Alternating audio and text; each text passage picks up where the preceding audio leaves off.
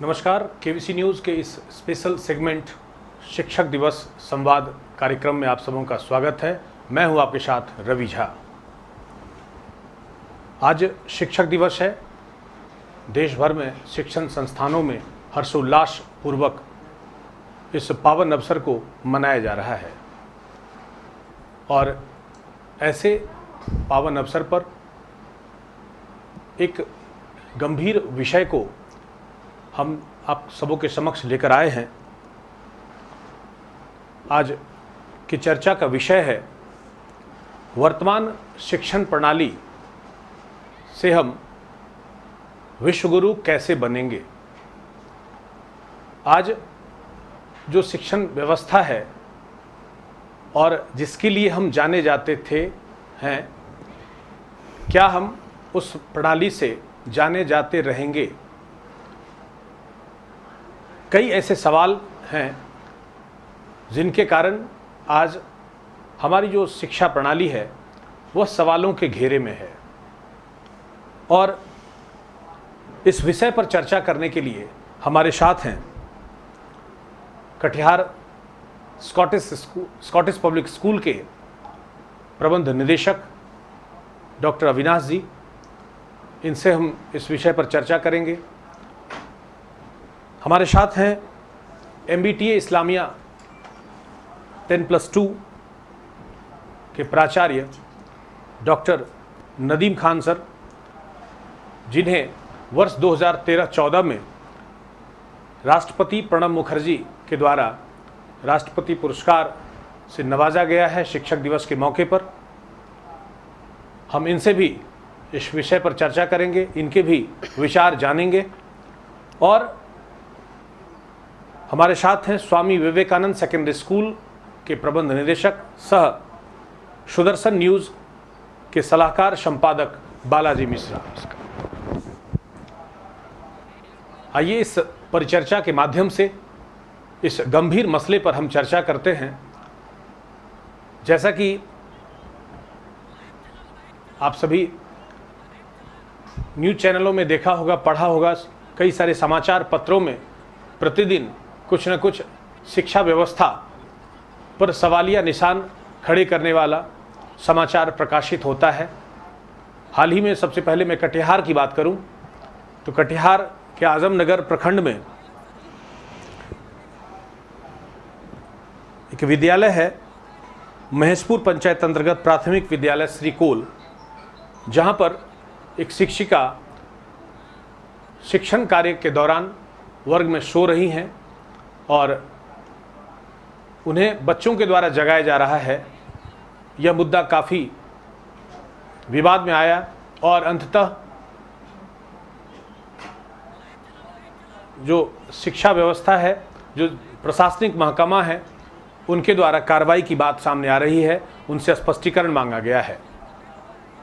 उसके बाद हम ले चलेंगे आपको जो हाल ही में घटित है झारखंड के दुमका में, जहां एक विद्यालय में प्रायोगिक विषय में कम नंबर दिए जाने की सज़ा छात्रों ने शिक्षकों को दी है। उन्हें पेड़ से बांधा गया है और उनके साथ बड़ा ही अभद्र व्यवहार किया गया है। तो कहीं न कहीं इसके पीछे कोई बड़ी वजह है, हमारी शिक्षण व्यवस्था है। तो इस विषय पर हम चर्चा करेंगे। सबसे पहले हम चलते हैं स्कॉटिश स्कूल के प्रबंध निदेशक डॉक्टर अविनाश जी के पास। अविनाश जी, इस परिचर्चा में आपका स्वागत है। और जो गंभीर विषय है, जो मसला है, इस पर हम आपके विचार जानना चाहेंगे। मैं समझता हूँ कि शुरू में ही शिक्षक दिवस के अवसर पर संवाद का विषय रखने से पहले आपके चैनल के द्वारा, आपके द्वारा हमें आमंत्रित किया गया। सबसे पहले मैं इसके लिए आपका धन्यवाद ज्ञापित करना चाहूँगा। दूसरी चीज़ है कि संवाद का जो विषय वस्तु मेरे सामने आया है कि अभी की जो शिक्षा पद्धति है, शिक्षण व्यवस्था है, इसके आधार पर क्या भारत विश्व गुरु बन सकेगा क्या? जी। देखा जाए तो शिक्षा ही एक माध्यम है। जैसे विश्व गुरु जब शब्द आता है तो इसके पीछे एक परिशिष्ट है कि भारत कभी विश्व गुरु हुआ करता था। इसलिए आज हम चर्चा करते हैं कि इस शिक्षण व्यवस्था के सहारे फिर से हम विश्व गुरु के जो परिस्थिति है उसको हम लोग निर्मित कर पाएंगे क्या। आप सभी जानते हैं कि विश्व गुरु बना था भारतवर्ष, वो तक्षशिला विश्वविद्यालय के चलते बना था। विश्व गुरु यदि भारत कहलाता था तो विक्रमशिला विश्वविद्यालय के कारण कहलाता था। विश्व गुरु यदि भारतवर्ष कहलाता था तो नालंदा विश्वविद्यालय के तहत कहलाता था। दुनिया भर से लोग जो शिक्षा ग्रहण करने के लिए इच्छुक होते थे वैसे विद्यार्थी भारतवर्ष आते थे, क्योंकि ज्ञान ग्रहण का यदि कोई भी स्थल माना जाता था वो भारतवर्ष था। उस समय की शिक्षण व्यवस्था एक अलग थी, गुरुकुल व्यवस्था थी, ऋषि मुनियों के आश्रम थे। वो एक व्यवस्था आज के समय में निश्चित रूप से उसमें बदलाव आने चाहिए थे, धीरे धीरे बदलाव आते गए और आज हम लोग जिस रूप में देख रहे हैं उस शिक्षण व्यवस्था के भरोसे विश्व गुरु होना मेरे विचार से, मेरे निजी विचार से थोड़ा मुश्किल है। ये अलग बात है कि शिक्षण व्यवस्था में बदलाव की बात चल रही है, बहुत सालों से चल रही है। हम लोगों का दुर्भाग्य है कि इस विषय पर बहुत कुछ निर्णय जो पहले लिए जाने चाहिए थे वो अभी भी पूर्ण रूप से साकार रूप में आया नहीं है, लेकिन बदलाव की बात आ रही है और बदलाव करना मैं समझता हूँ कि आवश्यक भी है, क्योंकि अभी जो शिक्षण व्यवस्था है इसमें हम चीज़ों को केवल किताबी ज्ञान को जैसे कहते हैं उसको ग्रहण कर रहे हैं। हमारी यादाश्त जितनी है उसमें थोड़ी मेहनत का तड़का यदि लग जाता है तो हमारे मेधाविता को या हम बच्चों को, जो हम लोग जो स्कूल के शिक्षा से जुड़े हुए उसमें जो देखते हैं कि कौन बच्चा पढ़ाई में अच्छा है या खराब है, इसका निर्धारण 1 या 2 जो एग्ज़ाम्स होते हैं साल में उसके माध्यम से हम लोग करते हैं, जो कि मैं समझता हूँ कि एकदम सही नहीं है। क्योंकि कहा गया है कि हर बच्चे में कुछ ना कुछ अलग होता है। आज के डेट में ये मानना कि कोई बच्चा उसमें कुछ है ही नहीं, जैसे कभी कभी हम लोग कह देते हैं तुम्हारा कुछ नहीं हो सकता, तुम कभी नहीं सुधर सकते, ये सब जो निगेटिव एस्पेक्ट है ये तो बहुत ही गलत है और ये बच्चों के दिमाग पर बहुत ही गलत प्रभाव पड़ता है। ऐसी वास्तविकता है नहीं। हो सकता है कि कोई बच्चा पढ़ाई में बहुत आगे जाने की क्षमता न रखता हो, लेकिन एक चित्रकार बनने का, एक गायक बनने का, एक स्पोर्ट्समैन बनने का, एक समाज में समाज सेवी बनने का, उसमें ऐसे तमाम गुण पड़े हुए हों जो एक केवल पढ़ाई करने वाला जो बच्चा है उसमें वो चीज़ें कहीं ना कहीं कम हैं। तो मैं समझता हूँ कि इन सारी चीज़ों को समेकित रूप में एक विचार करने की ज़रूरत है। बदलाव आ भी रहे हैं, जो एक व्यावहारिक ज्ञान होना चाहिए। जैसे कभी कभी लोग आश्चर्य होता है जब पूछते हैं कि मैथ्स से कोई एमएससी है, मान ठीक है, उसके चलते उसको कोई नौकरी मिल सकती है, आजीविका का साधन उसको मिल सकता है, ठीक है, उसके जीवन प्रणाली जो है उसको चलाने के लिए आर्थिक रूप से उसको सक्षम बनाया गया, लेकिन पूरी जिंदगी में उस मैथ्स का क्या उपयोग हुआ, ये भी एक विचार की वस्तु है। लेकिन शिक्षा का मतलब क्या है, एक समूल रूप में इस पर विचार करें। मैं तो बराबर बातचीत में अपने शिक्षकों से, गार्जियन से, बच्चों से इस चीज़ को दोहराता हूँ कि शिक्षा जो है ये दिमाग की सारी खिड़कियां और दरवाजे को खोल देता है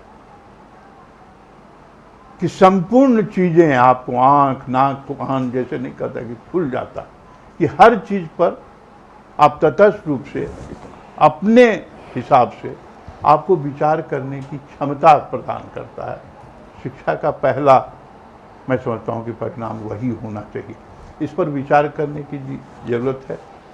और दूसरी चीज़ व्यवहारिक ज्ञान होना चाहिए। तीसरा चीज़ जो पहले था, जो कि आगे आने वाले समय में इसको और बढ़ना चाहिए थे, पता नहीं किन कारणों से वो चीज़ें पहले मतलब प्रैक्टिकल्स आप देखिए कि इवन स्टैंडर्ड 10+2 तक जो लैब था उसका एक अपना इम्पोर्टेंस होता था।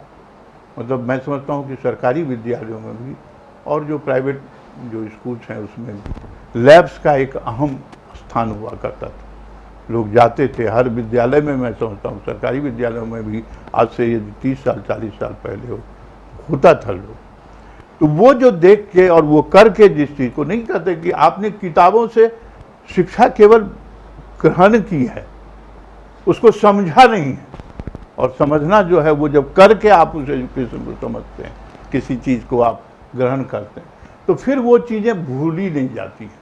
जैसे लोग कहते हैं कि एजुकेशन को इंटरटेनिंग बनाना है, बहुत टीचर्स अपने अपने हिसाब से व्यक्तिगत रूप से उस चीज़ को, जैसे लिटरेचर, हम लोग, मेरा सौभाग्य रहा है कि मैं नेतरहाट विद्यालय का छात्र रहा हूँ, तो वहाँ जो लिटरेचर पढ़ाया जाता था या इवन सोशल स्टडी, इतिहास में कितनी चीज़ों को आप रट सकते हैं, नहीं रट सकते, लेकिन उसको एक कहानी के माध्यम से एक सिलसिलेवार तो जैसे घटनाक्रम हम उस दौर में जाना चाहेंगे जब आपने कहा कि जब आपका दौर था, जब आप छात्र थे, तो जो अभी का दौर है उसमें देखा जा रहा है कि क्या स्टडी मटेरियल, मतलब हम बच्चों को कहीं ना कहीं पंगु बनाते जा रहे हैं। हम उसे सेल्फ डिपेंड नहीं करके उन्हें सारा कुछ प्रोवाइड करते हैं और मतलब सिर्फ एक होड़ मची है कि सिर्फ मार्क्स, अधिक से अधिक मार्क्स कैसे लाया जाए, और इसी बलबूते पर क्या लग रहा है कि मतलब वो जो दौर था, क्या सिर्फ मार्क्स का एक दौर था या फिर हम बच्चों को सेल्फ डिपेंड बना रहे थे कि कैसे उसे एक बेस्ट आंसर वो खुद से कैसे ढूंढ निकाले? क्या लग रहा है कि कहीं ना कहीं हम उन्हें किस ओर ले जा रहे हैं? कुछ चीज़ें देखिए, हर समय में कुछ अभी के बच्चे निश्चित रूप से, ये बायोलॉजिकल ट्रूथ है कि आज से 20 साल के पहले एक पीढ़ी से जो दूसरी पीढ़ी का जो आगमन होता है, तो साइंटिफिकली ये बायोलॉजिकल एक मतलब प्रूव हो चुका है कि वो नेक्स्ट जो पीढ़ी जनरेशन आती है वो हमसे ज़्यादा डायनेमिक है, ज़्यादा इंटेलिजेंट। तो कुछ चीज़ें निश्चित रूप से बच्चे जो है जल्दी ज़्यादा ग्रैस्प करते हैं। इसको इस रूप में यदि एक सिंपल मैं सामान्य सा उदाहरण देना चाहता हूँ, जैसे नेट की सुविधा, इसको इस रूप में यदि दिया जाए कि नेट जो है, मान लीजिए आज के डेट में किसी चीज़ का समाधान, कोई सिंपल आंसर गूगल से जाइए और 2 मिनट मतलब 10 सेकंड में आप उसको प्राप्त कर लें। लेकिन वही नेट यदि सैकड़ों चीज़ें, अच्छी चीज़ों को आपके सामने परोस रहा है, तो हज़ारों चीज़ें ऐसी हैं जो सामान्य बच्चे जो 8 साल के हैं, 10 साल के हैं, 14 साल के हैं, 16 साल 18 साल के बच्चे हैं, उसको कहीं ना कहीं दिग्भ्रमित भी कर रहा है। तो हमको देखना ये है कि हम कैसे पॉजिटिव चीज़ों को, इसमें केवल मतलब शिक्षण संस्थान जो है, शिक्षा व्यवस्था, मान लीजिए कोई ऐसी वो जीवंत चीज़ है। शिक्षण व्यवस्था जो है इसमें मान लीजिए गार्जियंस हैं, टीचर्स हैं, बच्चे हैं, स्कूल्स हैं, मैनेजमेंट है, गवर्नमेंट कैसी पॉलिसी लाती है वो है, फिर जैसे आप सारी चीज़ों को कह रहे हैं कि कैसे, उसका एक आप सामान्य देखें कि इंडियन CEOs मेरिट्स की यदि बात करें तो दुनिया भर में हम कितने गौरवान्वित होते हैं। इस कंपनी का CEO तो इंडियन मूल का है, इस कंपनी मतलब यदि विश्व के 50 टॉप जो है मल्टीनेशनल कंपनीज के CEOs की बात करें, मुझे लगता है कि 25-30 तो इंडियंस उसमें होंगे। लेकिन वो चीज़ें हम यहाँ नहीं दे सकते। आज हमारे जो साइंटिस्ट जाते हैं वो यूएस में या दूसरे देशों में नासा में काम करके उनको नोबेल प्राइज कई वैसे विनर आए हैं जो कि इंडियन बोल के हैं। चलिए सर, लेकिन दुर्भाग्य हमारा है कि फिर हम भारत आपके वर्ष पास में वो फिर हम आपके नहीं पास हुआ। आएंगे। अब चलते हैं इस परिचर्चा में एमबीटी इस्लामिया स्कूल के principal Nadeem Khan, doctor Nadeem Khan sir, उनसे भी जानते हैं क्या विचार उनका है इस विश्वगुरु के रूप में। सबसे पहले तो रवि जी, मैं आपको धन्यवाद ज्ञापित करना चाहूँगा कि आपने इस परिचर्चा में मुझे आमंत्रित किया शिक्षक दिवस के अवसर पर, और संपूर्ण देशवासियों को, विशेष रूप से सभी शिक्षक वृंद को मैं सबसे पहले शिक्षक दिवस की शुभकामना देना चाहता हूँ। एक शिक्षक जो मानव शिल्पी की भूमिका में होता है, उसे कर्तव्यनिष्ठ, समयनिष्ठ बनना ही होगा। जब आप कर्तव्यनिष्ठ, समयनिष्ठ बनते हैं और अपनी जिम्मेदारियों का निर्वहन आप जब पूरी क्षमता और योग्यता के साथ करते हैं, तभी देश आगे बढ़ता है और तभी हम विश्व गुरु बनने की कल्पना कर सकते हैं। मैं आशावादी हूँ, भारत में टैलेंट की कमी नहीं है, और जैसा कि अभी हमसे पूर्व डॉक्टर अविनाश जी बता रहे थे कि भारत ने अपने मेरिट और मेधा का परिचय विश्व के भिन्न भिन्न भागों में, देशों में यहाँ के मेधावी छात्र और व्यक्तियों ने अपने आप को स्थापित करके दिया है कि भारत टैलेंट के मामले में किसी भी देश से पीछे नहीं है। हाँ, व्यवस्था में दोष हो सकती है और व्यवस्था में सुधार, निरंतर गुणात्मक सुधार की आवश्यकता भी महसूस की जा रही है। वर्तमान व्यवस्था में विश्व गुरु बनने की कल्पना निरर्थक है। बिना उसमें सार्थक परिवर्तन किए हुए हम लोग उस दिशा में सफलतापूर्वक उसको अचीव नहीं कर पाएंगे। कई ऐसे कारक हैं जो विश्व गुरु बनने में बाधक हैं। मैं अगर बिहार की बात कहूं तो प्राथमिक सेवा के अंतर्गत शिक्षा और स्वास्थ्य को आना चाहिए, लेकिन जहां तक मुझे जानकारी है कि प्राथमिक सेवा वो एक बिहार सरकार में भी कैटेगराइजेशन होता है, प्राथमिक सेवा, द्वितीयक सेवा, और उसमें अलग अलग विभाग को जो डाला जाता है। तो शिक्षा को प्राथमिक सेवा के अंतर्गत वो नहीं है। ये बड़ा आश्चर्यजनक विषय है। मैं ये इस विषय पर फोकस कर रहा हूँ कि शिक्षा जो है वो प्राथमिक विषय के, प्राथमिक सेवा के अंतर्गत उसको नहीं इंक्लूड किया गया है बिहार में। और हम लोग भी इस बात को महसूस करते हैं कि शिक्षण या शिक्षा देना, एक शिक्षक अगर प्रसन्नचित्त नहीं रहेगा, वो संतुष्ट नहीं रहेगा, तो वो कभी भी क्लास में अपनी पूरी क्षमता का परिचय नहीं दे पाएगा, ना अपनी पूरी क्षमता से वो बच्चों को का अध्यापन कर पाएगा। इसलिए आवश्यकता है कि कई प्रकार की विसंगतियों पर ध्यान देने की, कि एक शिक्षक शैक्षणिक कार्यों से ज़्यादा उससे गैर शैक्षणिक कार्यों को कराया जाता है। ये बहुत बड़ा एक मूल समस्या है जो वर्षों से शिक्षकों के द्वारा विभिन्न स्तरों पर उठाया जाता रहा है, सरकारी शिक्षकों के द्वारा, कि आप गैर शैक्षणिक कार्य उनसे कराते हैं। और बोरा जो है मध्याह्न भोजन का जो है वो बोरे बेचने की जिम्मेदारी उन्हें दी जाती है। तो कोई शिक्षक सिर पर जो है बोरा लेकर के टोले मोहल्ला घूम रहे हैं, बोरा ले लो, बोरा ले लो, इस तरह जो कटिहार में भी बात सामने आई है। बिल्कुल, आप BLO की काम उनसे आप लेते हैं, बूथ लेवल ऑफिसर आप बनाते हैं, जनगणना हो, मतगणना हो, या फिर यहाँ तक के पशुओं की भी गणना की अगर का विषय आएगा तो आप उसकी दायित्व और जिम्मेदारी आप शिक्षकों दे देते हैं। अभी तो हाल में वो आपने देखा होगा समाचार में कि भाई शराबी को भी पकड़वाने की जिम्मेदारी शिक्षकों को दे दी गई। उससे पूर्व आपने देखा होगा कि खुले में सोच के लिए अगर कोई जाते हैं तो उसको भी चिन्हित कीजिए। आप उन सारे कार्यों में शिक्षक को लगा रहे हैं कि भाई कौन सुबह सवेरे खुले में सोच करने जा रहा है, आप उसकी रिपोर्टिंग कीजिए, कौन दारू पी रहा है उसकी रिपोर्टिंग कीजिए, आपको बूथ पे बैठाया जा रहा है। तो सारे गैर शैक्षणिक कार्य जब आप शिक्षकों से ले रहे हैं, वो जब मानसिक रूप से तनाव में रहेगा तो निश्चित तौर पे वो अपना ऑल आउट एफर्ट, अपना पूरा वो क्षमता का परिचय नहीं दे पाएगा। दूसरा विषय है कि वेतन विसंगति का विषय है। समान कार्य करने का के लिए समान वेतन का प्रावधान होना चाहिए। एक ही विद्यालय में आप देखें कि एक ही विद्यालय में जहां आदेशपाल है उसका वेतन जो है जो शिक्षकों से ज़्यादा है।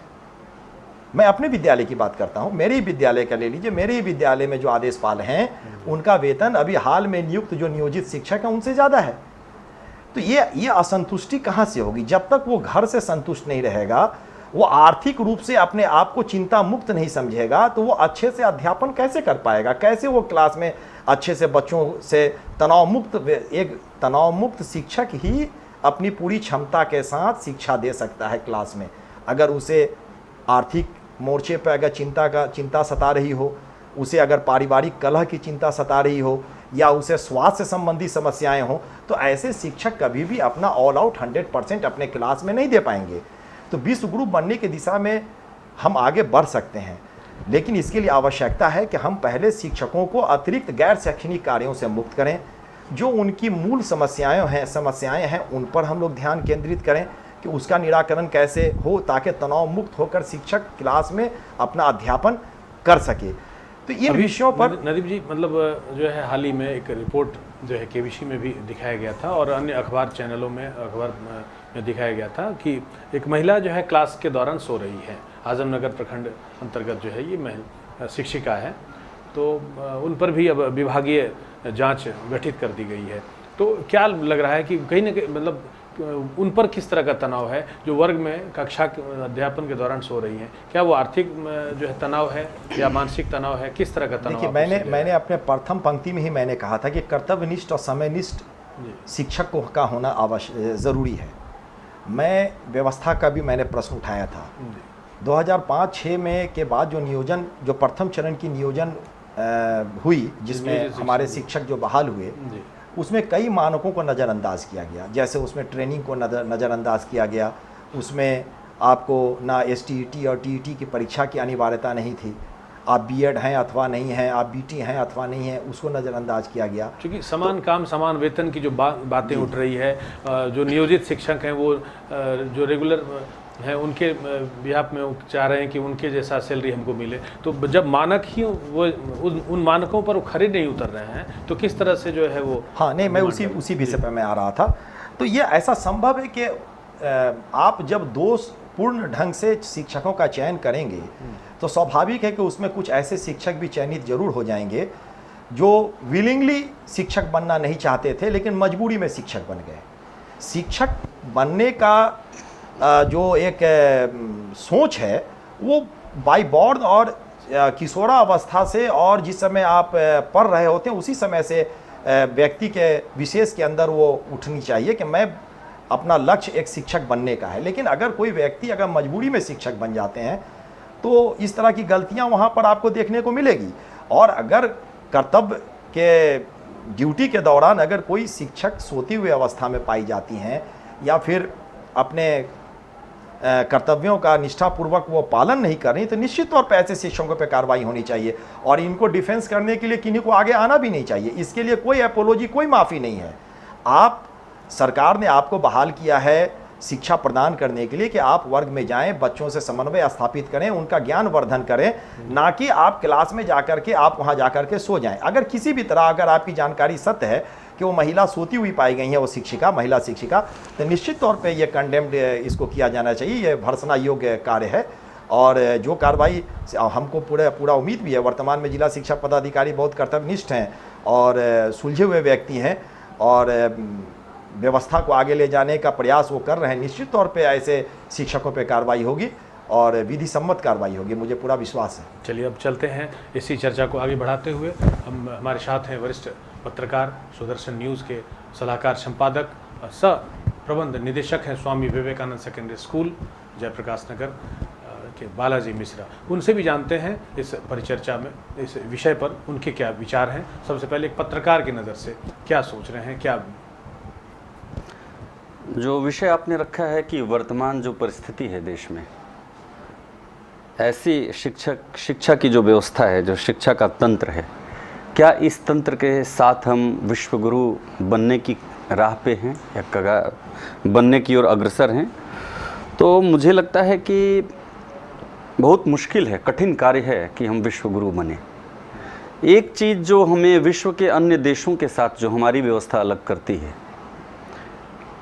हमारे यहाँ आफ्टर ऑल पूरे देश में, मैं बात करूं बिहार की ही नहीं, पूरे देश की बात की जाए तो यहाँ पे आज भी एक गुरु शिष्य परंपरा का निर्वहन किया जा रहा है। गुरु को देखते ही पैर छूने की परंपरा आज भी अगर है तो भारतवर्ष में है।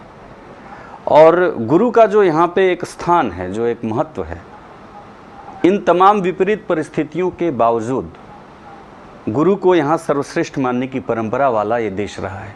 विश्व के किसी भी अन्य देश में गुरु को पैर छूकर सम्मान देने की परंपरा नहीं है।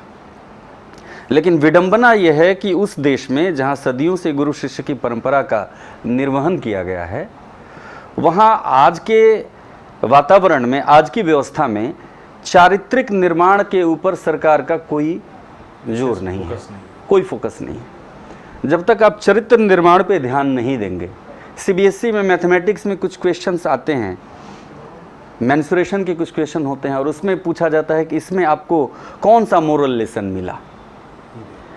एक छोटी सी पहल है, ये ऊंट के मुंह में जीरा है। मैथमेटिक्स के क्वेश्चन में मोरल वैल्यू का अगर आप एक क्वेश्चन पुट कर देंगे तो उससे चरित्र निर्माण के ऊपर आप जोर नहीं दे सकते। कोई भी विद्यालय हो, पूरे देश भर में सरकारी विद्यालय हो या सीबीएसई या आईसीएसई से एफिलिएटेड स्कूल्स हों, प्राइवेट स्कूलों में तो आज भी मोरल वैल्यूज की पढ़ाई होती है, औपचारिकतावश ही पढ़ाई होती है। लेकिन सरकारी विद्यालयों में तो मतलब मोरल वैल्यू, नैतिक शिक्षा नाम की कोई चीज़ ही नहीं है। और जब तक आप चरित्र निर्माण, नैतिक शिक्षा पर जोर नहीं देंगे तो आप कैसे लोग पैदा करेंगे। विद्यालय क्या है? ये राष्ट्र निर्माण में आहुति देने वाले लोगों का ये निर्माण स्थल है। यहाँ से सब निर्माण होता है। राष्ट्र का निर्माण, राष्ट्र निर्माता शिक्षक को क्यों कहा जाता है? बड़े बड़े जो भी महापुरुष हुए हैं, उनके व्यक्तित्व के निर्माण में कोई ना कोई गुरु रहा है, शिक्षक रहे हैं। लेकिन उसी पे हम जब ध्यान नहीं दे रहे हैं तो आज हमारे यहाँ से जो प्रोडक्ट निकल के जा रहे हैं, हम लोग एक सिर्फ सर्टिफिकेट इशूइंग अथॉरिटी बन के रह जा रहे हैं। विद्यालय और कॉलेज आज सिर्फ प्रमाण पत्र बांटने वाली संस्थाएं बन के रह रही हैं, कुछ अपवादों को आप छोड़ दें तो ऐसी स्थिति में मुझे लगता है कि जब तक चरित्र निर्माण पे हम जोर नहीं देंगे, बाकी इंफ्रास्ट्रक्चर में आप देखें तो आज छोटे छोटे जिलों में, छोटे छोटे शहरों में बड़े बड़े स्कूल खुल गए हैं जिनके पास इंफ्रास्ट्रक्चर की कमी नहीं है। कटिहार के ही आसपास में आज से 20-30 साल पहले एक ही विद्यालय सर का था, स्कॉटिश पब्लिक स्कूल, जो एफिलिएटेड था। आज आप देखें तो इस आसपास में कई दर्जनों विद्यालय हो गए आज के डेट में। मैं सिर्फ कटिहार की बात नहीं करूँ, आप दूसरे भी जिलों में चलें, दूसरे राज्य के दूसरे हिस्सों में भी जाएं तो पहले सीबीएसई एफिलिएटेड स्कूल की संख्या कम थी, आज 10 गुना 15 गुना ज़्यादा पूरे देश भर में हो गई है। लेकिन सरकार का फोकस इस तरफ नहीं है। इंफ्रास्ट्रक्चर के मामले में हम लोग बाकी देशों से बहुत पीछे नहीं हैं, हर चीज़ की व्यवस्था है, लेकिन इस पे जो हम लोग जोर नहीं दे पा रहे हैं। कुछ सालों में जो इंफ्रास्ट्रक्चर बढ़ा है, तो जो अभाव था, भवन नहीं थे, शिक्षकों का अभाव था, ये प्राइवेट सेक्टर की बात कर रहा हूँ। सरकारी सेक्टर में सर ने बिल्कुल ठीक कहा, नदीम साहब ने, कि जब तक गुणवत्तापूर्ण शिक्षा प्रदान करने वाले लोगों की प्रतियोगिता के साथ बहाली नहीं होगी। अभी कैसे शिक्षकों की बहाली हो रही, तो फकनिया करके वो आए हैं, 80% नंबर है, उनको तुरंत नौकरी मिल जा रही है। वो क्या पढ़ाएंगे मौलवी साहब, ये पता नहीं है, कहाँ से नंबर, संस्कृत बोर्ड से पढ़ के आए हैं, 80% मार्क्स से उनको नौकरी मिल जा रही है। आप जब सर्टिफिकेट के आधार पर शिक्षकों की बहाली करेंगे तो आपकी व्यवस्था वैसे ही लुंज पुंज होगी। कोई ब्रह्मा भी आके इस व्यवस्था को ठीक नहीं कर सकते हैं। सबसे पहले तो जब आप शिक्षकों का नियोजन करते हैं तो उनको प्रशिक्षित हो या ना हो, कम से कम उनके ज्ञान की जानकारी तो हो। आज तो बहुत सारे ऐसे वीडियोस आते हैं जिसमें हेडमास्टर का स्पेलिंग हेडमास्टर को मालूम नहीं है। डीएम साहब लोग लगातार चेक करते हैं, किसी को 14 का पहाड़ा नहीं आ रहा है, किसी को 4 का पहाड़ा नहीं आ रहा है, भी होता है, तो उसमें तो ऐसी व्यवस्था में आप विश्वगुरु कैसे बन पाएंगे। ये सिर्फ सरकारी क्षेत्र की बात नहीं है, प्राइवेट क्षेत्र की बात नहीं है। जब दोनों, सर ने कहा था, अविनाश सर ने, जब दोनों सेक्टर के विद्यालय और दोनों तंत्र एक साथ मिलकर इंटीग्रेटेड रूप से, समेकित रूप से काम करेंगे, तभी देश की शिक्षा का स्तर ऊपर होगा। नहीं तो मानव विकास सूचकांक में हम लोग श्रीलंका, मलेशिया, इंडोनेशिया जैसे देशों से भी पिछड़े हैं।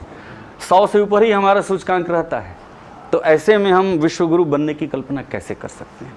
हाँ, एक है कि चरित्र निर्माण पे अगर हम जोर दें, अगर चरित्र, जैसे जापान की आप बात करें, जापान में विद्यालय के स्तर से ही ईमानदारी के लिए एक अलग से कक्षा होती है जिसमें ऑनेस्टी सिखाया जाता है। वहाँ के लोगों में गजब का देश प्रेम और जज्बा होता है। हमारे यहाँ तो अगर हम कुछ विद्यालयों को छोड़ दें, उन्होंने अपने ऊपर भार ले रखा है, वहाँ से हो रहा है, लेकिन बाकी जगहों में उस पर कोई विशेष उस पर फोकस नहीं हो रहा है। मुझे लगता है कि ये सबसे बड़ी कमी है, इसको हम दूर करें तो वर्तमान इंफ्रास्ट्रक्चर में भी अवसंरचना के साथ भी हम लोग पहले सिलेबस में एक मोरल वैल्यू की पुस्तक आती थी, अब शायद सर बताएंगे कि अभी भी क्या मोरल वैल्यू उसमें इंक्लूड है या फिर उसे हटा दिया गया है। खास करके जो निजी विद्यालय हैं, पब्लिक स्कूल हैं, उनमें तो निश्चित रूप से मोरल वैल्यू पढ़ाई जाती थी। शारीरिक शिक्षा पर भी विशेष जोर दिया जाता था और इसीलिए जो है खास करके गवर्नमेंट स्कूल में भी हम लोगों ने पढ़ा है, शारीरिक शिक्षक बहाल होते थे और शारीरिक शिक्षा की किताब होती थी, तो जिस पर फोकस किया जाता था। नैतिक शिक्षा की किताब सिलेबस में अभी तक सरकारी विद्यालय में हमने तो नहीं देखा, नहीं दी है, लेकिन निजी विद्यालयों में जी इसमें सर 2-3 चीज़ें हैं। शिक्षक कौन है, सबसे पहले तो ये समझना, हम जो सरकार बहाल कर रही है या जो प्राइवेट स्कूल्स में शिक्षक काम कर रहे हैं, जब मॉरल वैल्यूज़ की बात आई, सबसे बड़ा शिक्षक और सबसे प्रथम शिक्षक माता तो पिता माँ हो एक, और उसमें बाद में पिता का भी योगदान रहता है। निश्चित रूप से वो पिता कभी किसी स्कूल में गए हों, वो माँ भी कहीं स्कूल गई होगी, उनको भी कभी शिक्षक, ये तो मतलब समझिए कि एक जिम्मेवारी से फिर समय बीतता है, वो जिम्मेवारी फिर दूसरी जिम्मेवारी में बदल जाता है। समाज में जो बात हो रही है वो केवल, मैंने शुरू में भी कहा था कि मॉरल साइंस ठीक है कि सरकारी स्कूलों में या सरकारी पाठ्यक्रम का हिस्सा नहीं है, लेकिन घर में, समाज में उसको कितना स्थान मिल रहा है। मान लीजिए समाज में भी ये तो एक अंधा, मतलब अंधाधुंध एक दौड़ जो है जिसको कहते हैं, हम लोग सभी उसमें मतलब अपने को पा रहे हैं कि उस दौड़ में पता नहीं क्या हुआ ये नहीं जानता, लेकिन हम दौड़ रहे हैं, कहाँ जाना है वो भी पता नहीं है, हम दौड़ रहे हैं। जैसे नहीं कहा जाता है कि मनिहारी के रास्ते पर घंटों गाड़ी दौड़ाते रही, जाना आपको पूर्णिया है, पहुंचिएगा नहीं। हम लोग केवल वो एक, और दूसरी चीज, ठीक है टीचर्स के ज्ञान में वो जो बात हो रही थी, हम इसको थोड़े, इसके स्तर को थोड़ा सा और ऊपर कहेंगे कि नियोजित शिक्षक जो है तो उसमें कुछ मतलब एग्जाम्स नहीं हुए या कुछ उनकी योग्यता में जो पहले से थी अर्हताएँ उसमें ढील दी गई। सरकार के पास भी है, शिक्षकों की कमी है, डॉक्टर्स की कमी है, जो आप देख रहे हैं हर क्षेत्र में, ये सारी चीज़ें आई, लेकिन शिक्षक का सबसे बड़ा, डॉक्टर राधाकृष्णन जी ने भी कहा, अब्दुल कलाम जी ने भी कहा, और जितने बड़े बड़े दार्शनिक हुए, वो एरिस्टोटल हों या प्लेटो हों, उन्होंने भी कहा कि एक शिक्षक तभी सही मायनों में शिक्षक हो सकता है जबकि वो रेगुलर लर्नर होना चाहिए। एक शिक्षक, और वो केवल किताबों से नहीं सीखता है, शिक्षक भी विद्यार्थियों से सीखता है, पढ़ाना सीखता है। तो सबसे बड़ी चीज क्या वो है क्या? मैं तो एजुकेशन से जुड़ा हुआ और बड़ा शौक था शुरू में पढ़ा। स्कूल जब छोटा था तो मैं शिक्षक, मुझको आप सबों के सामने, पूरे कटिहार के सामने और कैमरे के सामने ये स्वीकार करने में थोड़ी भी हिचकिचाहट नहीं है कि जब मैं डायरेक्टर बन गया तो शिक्षक नहीं रहा। कहाँ 10 साल से मैंने जिसको उचित ढंग से कहिए कि बैठ के पढ़ाई का मामला, वो तो बंद हो गया। मैं अब शिक्षक मानने के लिए तैयार नहीं हूँ अपने। ये एक गजब की विडंबना। कटिहार को आपने सींचा है पूरा, ये विडंबना। लर्नर होना चाहिए जब तक शिक्षक में जानने का। एक शिक्षक जब कहते हैं आप सोने की बात, अपवाद हो सकते हैं, वो एक अलग चीजें हैं, वो बहुत बड़ा मुद्दा नहीं है कि एक आदमी को सोता हुआ पकड़ा गया, कहीं कोई उस ढंग की बातें, छेड़खानी की बात हो जाए, वो आदमी है, मानव है, अपवाद होता है। वो पूरे शिक्षक का प्रतिबिंब नहीं हो सकता, पूरे शिक्षक समुदाय को रिप्रेजेंट वो आदमी नहीं करता है। लेकिन शिक्षक समाज को वो रिप्रेजेंट करेगा ना, जो एक टीचर गया उसको महसूस होता है कि आज क्लास में हमने ईमानदारी से पढ़ाया, तो बच्चे के चेहरे बताते हैं, अभी भी बताते इतना हरास हुआ है टीचर के रिस्पेक्ट में या शिक्षक और छात्रों के रिलेशन में।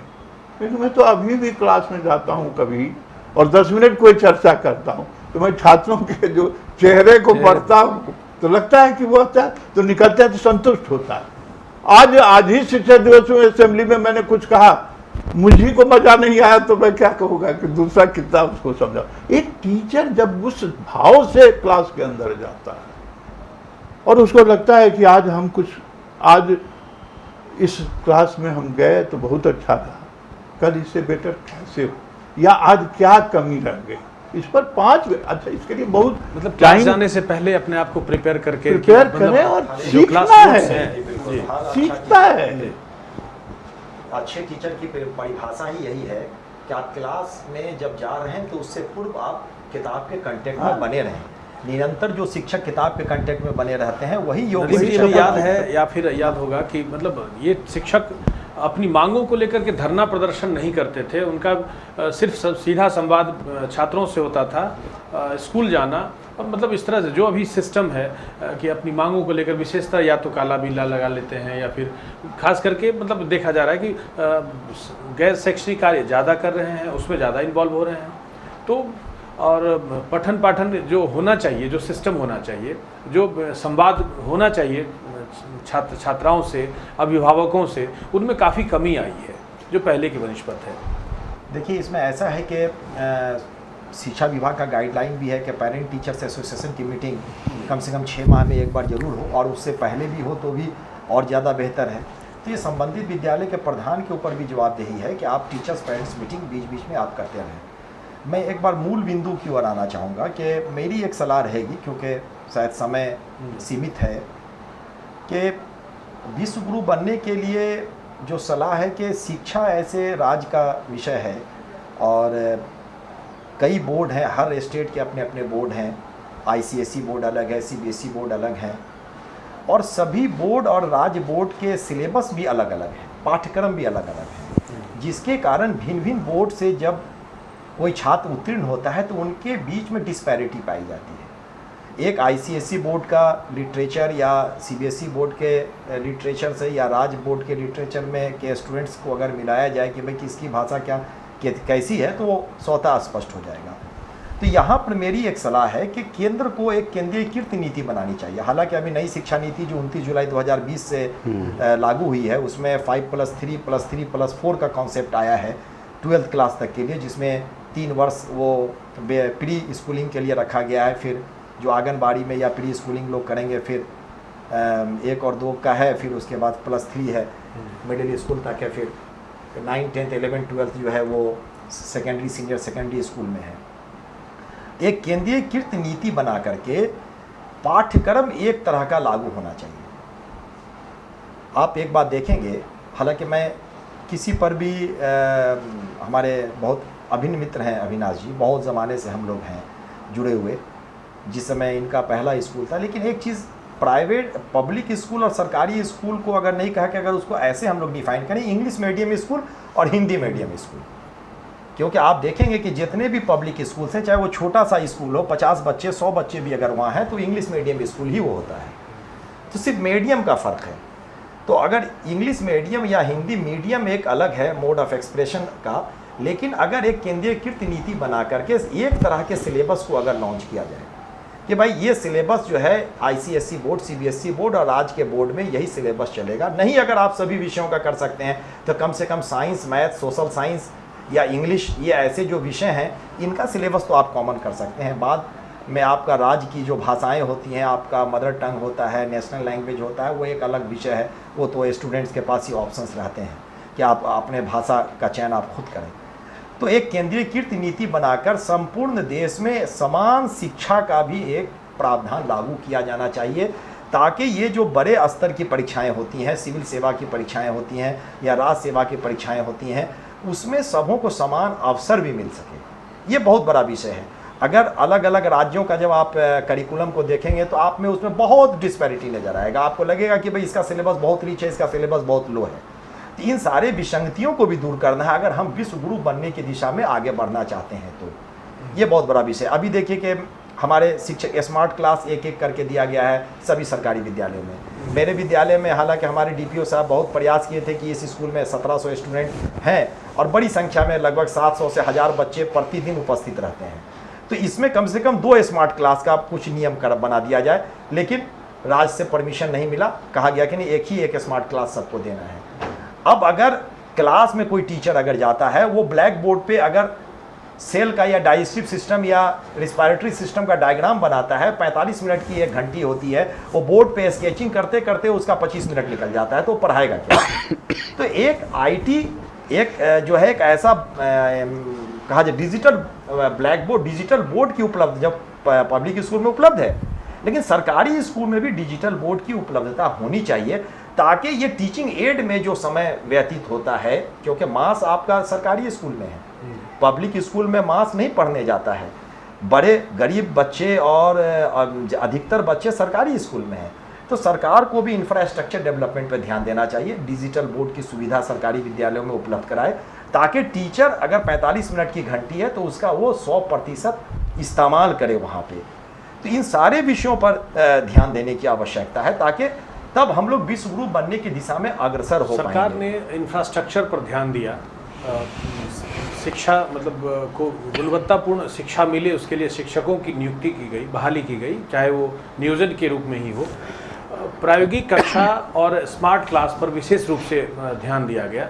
लेकिन जो है अधिकांश स्कूलों में जो सर्वे मैंने किया है, कटिहार की बात करें तो उसमें देखा गया कि प्रायोगिक कक्षा बिल्कुल ना के बराबर हो रही है, या तो सिर्फ खाना पूर्ति की गई है। अधिकांश स्कूलों में मेरे पास रिपोर्ट है, मैं बताऊंगा कि कई स्कूल को मैंने खुद से जो विज़िट किया है, देखा कि जो प्रैक्टिकल लैब लेबोरेटरी का जो सामान आया है वो यस का तस एक रूम में पड़ा हुआ है। 2013 में जो परचेज हुआ, ये 2017 में जो परचेज हुआ, 2019 में जो परचेज हुआ, वो सब ऐसे का जस का तस पड़ा हुआ है। आज भी उस पर विशेष कोई फोकस नहीं किया यहाँ पर हम और विशेष करके ये बता रहा हूँ कि ये जैसे कि एग्ज़ाम की बारी जब आती है तो प्रैक्टिकल के नाम पर उन्हें मार्क्स देने के लिए पैसे और इस तरह मतलब नंबर का खेल होता है। तो कई सारे स्कूल हैं। हमारे पास एक रिपोर्ट है अभी हाल ही में प्रैक्टिकल के एग्ज़ाम को लेकर के, उसमें कम नंबर दिए गए। ये एक ज्वलंत मुद्दा है। हम चाहेंगे कि एक रिपोर्ट छोटा सा है कि दुमका, झारखंड के दुमका में प्रैक्टिकल में कम नंबर दिए जाने के कारण छात्र और शिक्षक के बीच देखिए क्या स्थिति है कि पेड़ से बांध करके उन्हें ये जो है पीटा गया है। ये बड़ा ही अभद्र व्यवहार किया गया, देख सकते हैं।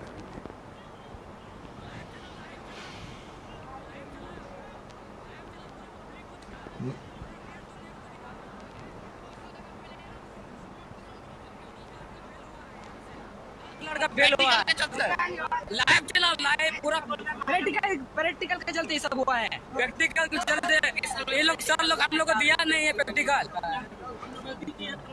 हाँ होगा ये किए हैं हम लोग, जिंदगी का खिलवाड़ हुआ है। हाँ भुगतना होगा।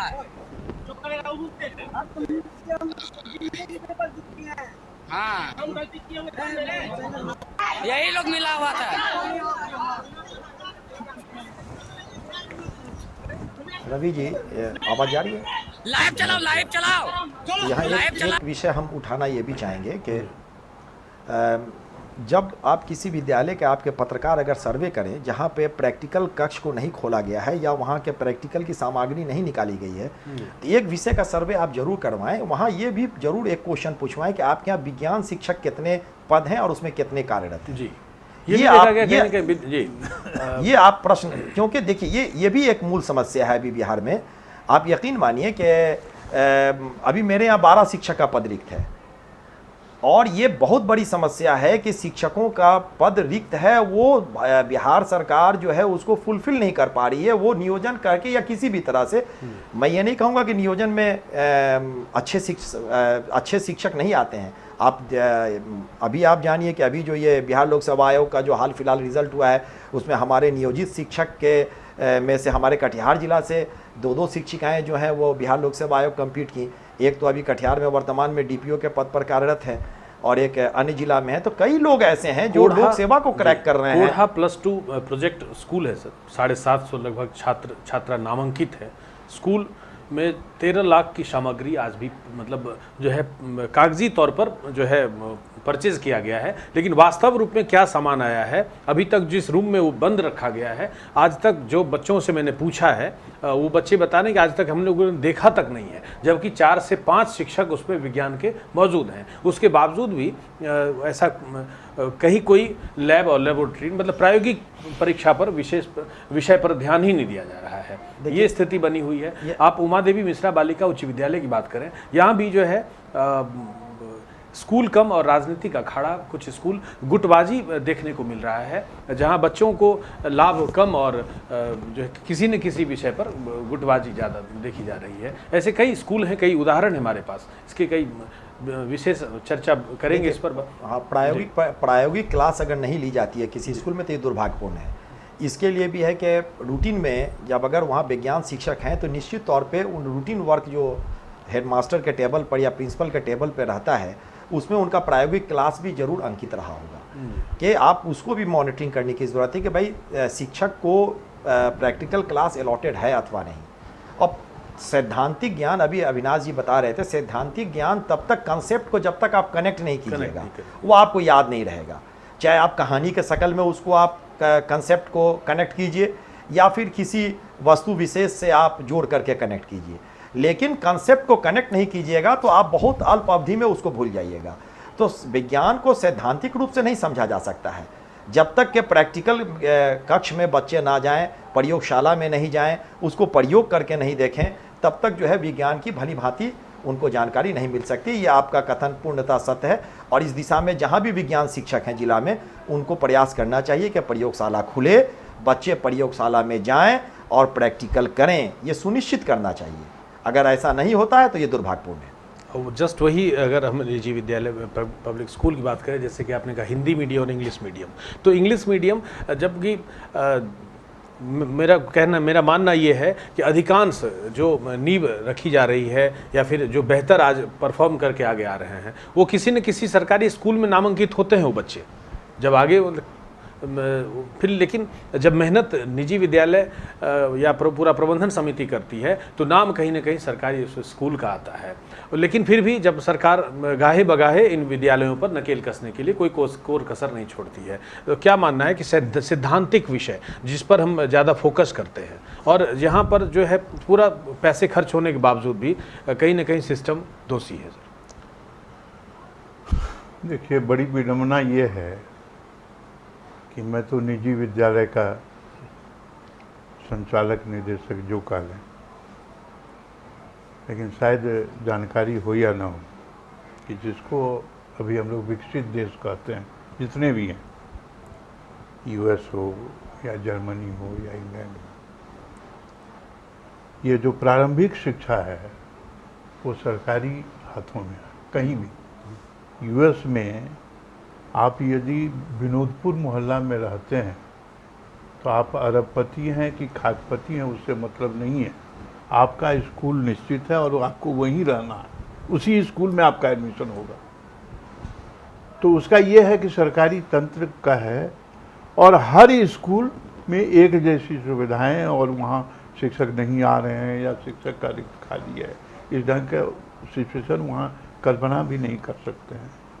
तो देखिए, विडंबना क्या है कि विकसित देशों में प्रारंभिक शिक्षा सरकारी उपक्रम के हाथ में है और हायर एजुकेशन जो है वो निजी लोगों के हाथ में। हमारे यहाँ क्या है कि जो प्रारंभिक शिक्षा है, जैसा कि आप देख रहे हैं, निश्चित रूप से नदीम साहब ने कहा है, कितने बच्चे के खूब ठीक है कि प्राइवेट स्कूल बहुत खुल रहे हैं, एफिलिएशन में भी सरकार ने बहुत ढिलाई दे दी, पहले 1 था आज 10 है 20 है, हर जगह मिल रहा है, लेकिन कितने बच्चे उसमें पढ़ रहे हैं?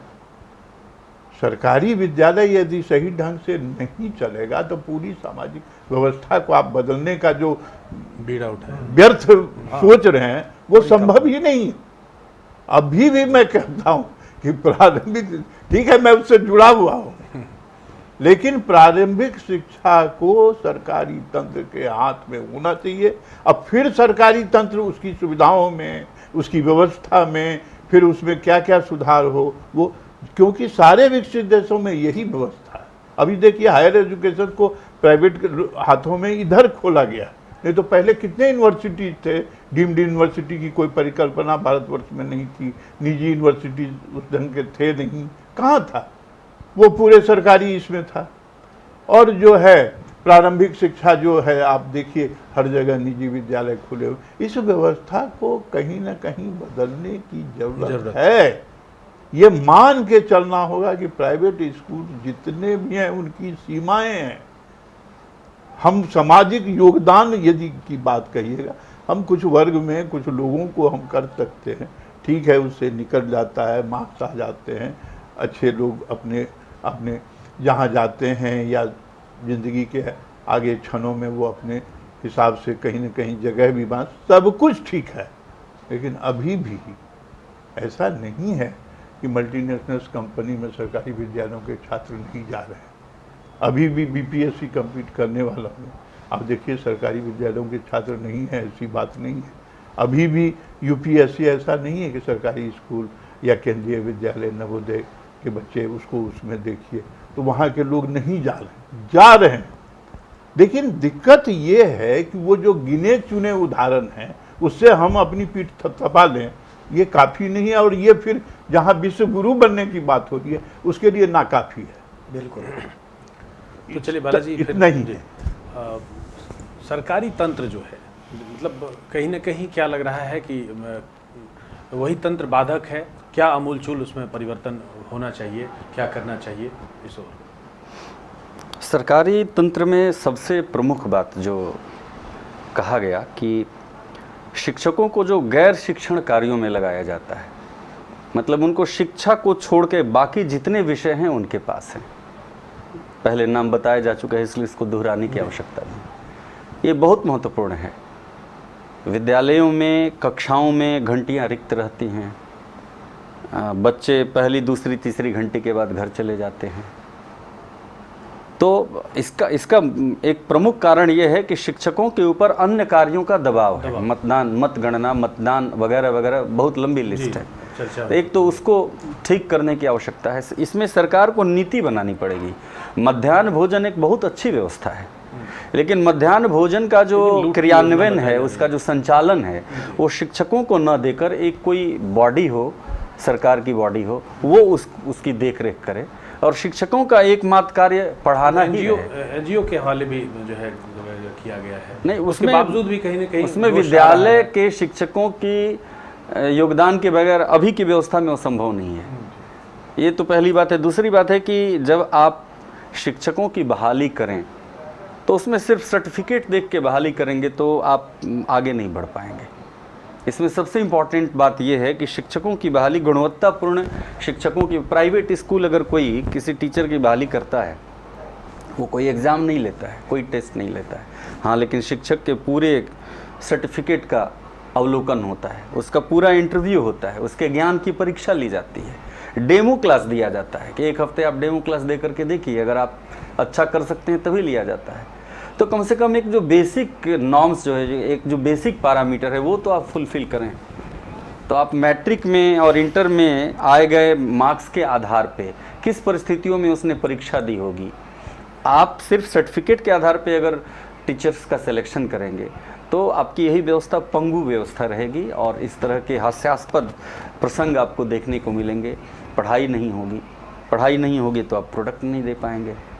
तो ये दो चीज़ें बहुत ही महत्वपूर्ण है। बाकी जो जहाँ तक इंफ्रास्ट्रक्चर की बात है, सर बता रहे थे, हम लोग जब सरकारी विद्यालय में पढ़ते थे तो उस समय तो कंप्यूटर भी नहीं था और न ही स्मार्ट क्लास का कोई कंसेप्ट था।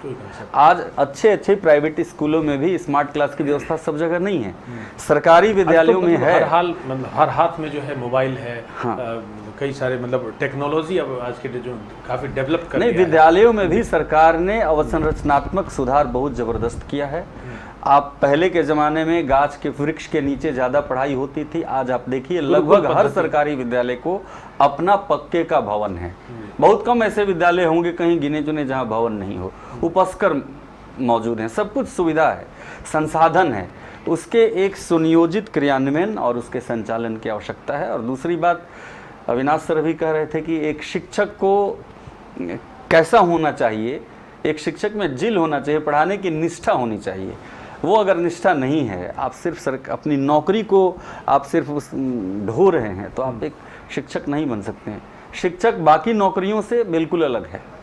तो इन सारी बातों को ध्यान में रखना होगा और मुझे लगता है कि संवाद से ही और विमर्श से ही ये चीज़ें होंगी। सरकार को भी अपनी नीतियों को बदलना चाहिए, जिन नीतियों में विसंगतियां हैं, और बाकी जहां अच्छा चल रहा है वो तो ठीक है।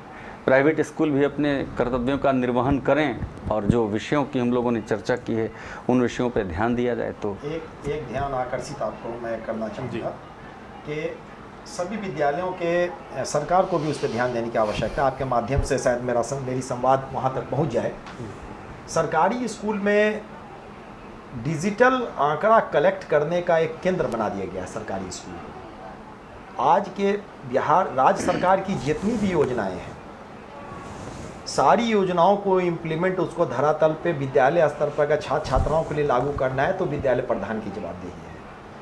और स्थिति ऐसी है कि विद्यालय के प्रधान ज़्यादातर विभाग को आंकड़ा देने में ही वो व्यस्त रहते हैं कि आज मेधा सॉफ्ट डीबीटी का आंकड़ा कलेक्ट कर रहे हैं, प्री मैट्रिक का कर रहे हैं, पोस्ट मैट्रिक का कर रहे हैं, ये कौशल विकास योजना का कर रहे हैं। स्थिति ये होती है कि विद्यालय के प्रधान को जितना पर्याप्त ध्यान देना चाहिए क्लास के वर्क संचालन पर, जो एक निरीक्षण करना चाहिए, वर्क इंस्पेक्शन जो एक विद्यालय के प्रधान करते हैं क्लास में जा करके, उस पर वो ध्यान नहीं दे पाते हैं क्योंकि ऊपर से प्रेशर रहता है। 3 दिनों के अंदर आप ये सारा डाटा विभाग को भेज दीजिए, 5 दिनों के अंदर दे दीजिए, 2 दिनों के अंदर दे दीजिए, तो वो तो बेचारे परेशान है। अब तो हालात ये है कि इवैल्यूएशन 2011 से हमारे यहाँ मूल्यांकन केंद्र बन रहा है और लगातार है। अब तो ये मैट्रिक और इंटर का जो रिजल्ट आप देखते हैं कि पूरे भारत में सबसे पहले बिहार दे रहा है। गोया कि एक तरह से 99% वर्कआउट हम लोग अपने केंद्र पर करा देते हैं। मार्क्स पोस्टिंग भी हमारे ही मूल्यांकन केंद्र पर हो जाता है, सिर्फ वहाँ पर कंपाइलेशन होता है और बटन दाबा, रिजल्ट निकल गया। ये चीज़, तो ये सारी चीज़ों का ये अतिरिक्त लोड है इस तरह का कि जिसको के कम करने की आवश्यकता है। अगर अभी जितना डिजिटल आंकड़ा गवर्नमेंट मांगती है, एक IT पर्सन की नियुक्ति करे वो सारे विद्यालयों में जो इसी कार्य के लिए रहे, या नहीं तो कोई एक फॉर्मेट एडमिशन फॉर्म ऐसा डिराइव कर दे जिसको हम लोग एडमिशन के समय बच्चों से भरवा लें, उसकी एक प्रति जिला स्तरीय कोई एक प्रशाखा बना दी जाए, वहाँ सारे बच्चों का फॉर्म चला जाए, उससे जितने भी आंकड़ा कलेक्ट करना है वो कर लें। तो इससे क्या होगा कि विद्यालय के प्राचार्य और विद्यालय के शिक्षक अपना पूरा समय गुणवत्तापूर्ण शिक्षा पर दे पाएंगे। अन्यथा क्या होता है कि उनका आधा से अधिक समय इन सारे आंकड़ों को कलेक्ट करने में, कंपाइलेशन करने में, विभाग को देने में ही समय व्यतीत हो जाता है। तो सरकारी विद्यालय बहुत सारी समस्याओं से जूझ रहा है, जिसमें कहा जाए कि अतिरिक्त वर्कलोड से जूझ रहा है। समस्या नहीं कहिए, अतिरिक्त वर्कलोड से जूझ रहा है। अगर उसमें कुछ परिवर्तन लाया जाए, सिस्टम में थोड़ा परिवर्तन लाया जाए, 1-2 हैंड्स को अगर बढ़ाया जाए, तो फिर निश्चित तौर पे गुणवत्तापूर्ण शिक्षा की जो परिकल्पना हम लोगों ने किया है, vision 2047, doctor APJ Abdul Kalam का एक विज़न था कि हम लोग उस समय तक विकसित राष्ट्र बन जाएं, तो निश्चित तौर पे वो परिकल्पना हम लोगों का साकार हो सकता है। लेकिन इन सारे विषयों पर राज्य सरकार को ध्यान देना होगा, केंद्र सरकार को भी सहयोग करना होगा, जिला स्तर पर मिलजुल कर सारे विद्यालय के प्रधान और शिक्षकों को सम्मिलित प्रयास करने की आवश्यकता होगी। तो चलिए, इसी के साथ अब वक्त हो चला है कार्यक्रम की समाप्ति की ओर। और ऐसे गंभीर मसले पर आप सबों ने जो अपना कीमती वक्त दिया है चर्चा परिचर्चा के लिए, ये निश्चित रूप से जो दर्शक हैं हमारे वो काफ़ी समझेंगे, समझदार हैं। और जो बातें हैं जिसमें खास करके जो शिक्षा व्यवस्था में अमूलचूल परिवर्तन करने की आवश्यकता है, और ये जो काफ़ी गंभीर विषय है, अब चाहेंगे कि सरकार तक हमारी बात पहुँचे और उसमें जो समय के साथ जो तब्दीलियां होनी चाहिए, जिसके लिए हम जाने जाते हैं, तो विश्वगुरु हम कैसे बने, इन विषय पर चर्चा करने के लिए आप सबों का बहुत बहुत धन्यवाद। हम ऐसे ही गंभीर विषयों पर आप सबों के बीच हाजिर होते रहेंगे। तब तक दीजिए हमें इजाज़त। धन्यवाद।